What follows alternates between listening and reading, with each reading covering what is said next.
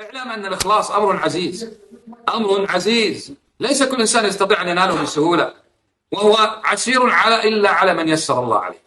أن تجعل يا أخوان، أن تجعل حسناتك، أن تخفي حسناتك كما تخفي سيئاتك. الإنسان المحترم الوقور المعروف بين قومه لو زلت قدمه وفعل سيئا أو منكرا أو سمع ما لا يحسن أن يسمعه أو رأى أو نظر بعينه ما لا يحسن أن ينظر إليه أو فعل شيئا مما هو يعني يخرم مروءته ويخدش دينه، فإن كان إنسانا سويا لا يحب أن يعرف الناس عنه ذلك.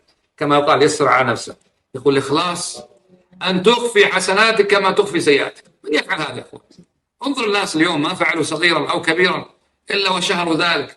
فعلنا وقدمنا ونريد أن نفعل ونريد أن نذكركم. كل ذاك يا أخوان إن لم يخدش الإخلاص، إن لم يبطل العمل، فإنه يخدشه ويقلل من شأنه. الأمر يحتاج إلى مجاهدة. ليس الأمر كما يظن الناس أنه يعني خلاص قررت اليوم رايح لله وحده لا شريك له، وبعد اليوم ما في إلا لله. لا، يعني هناك من يثني عليك، هناك من يفسد نيتك، هناك في النفس، هناك أهواء، هناك شياطين، هناك أقرباء. تجد المنازعات كثيرة للإنسان. ما الذي ينجيك من هذا يا عبد الله؟ المجاهدة. المجاهدة. إذا وجدت في نفسك مجاهدة على الإخلاص فاعلم أن فيك نوع من الإخلاص. أما إذا شعرت بنفسك لا يشهد الله وحده لا شريك له، هذا شأن المنافقين. هذا شأن المنافقين. قال الله عز وجل: إذا قيل لهم لا تفسدوا في الأرض قالوا إنما نحن مصلحون ألا إنهم المفسدون ولكن لا يشعرون. وإذا قيل لهم لا تفسدوا في الأرض ما قالوا لسنا بمفسدين، ما قالوا إنما نحن صالحون، اختاروا أعلى الرتب فقالوا إنما نحن مصلحون.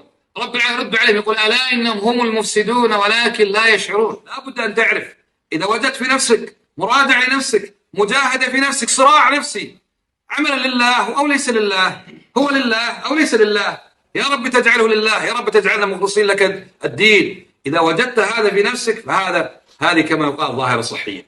هذا معنى أن في قلبك إخلاص. أما إذا قلت لا أشهد الله أن ما فيني كله لله وحده، إذا أنت مقنع نفسك أنك كله لله معناك فيك مرض خطير. لابد أن تعرف أنك أنت في بلاء من البلاء اللي في الدنيا. أما قال الله: الذي خلق الموت والحياة ليبلوكم أيكم أحسن عملا. من الابتلاء الذي خلقنا من أجله أن هذا الدين، هذه الأعمال، هل هي لله أو ليست لله؟ مجاهدة. تجاهد نفسك حتى تقيمها على الإخلاص.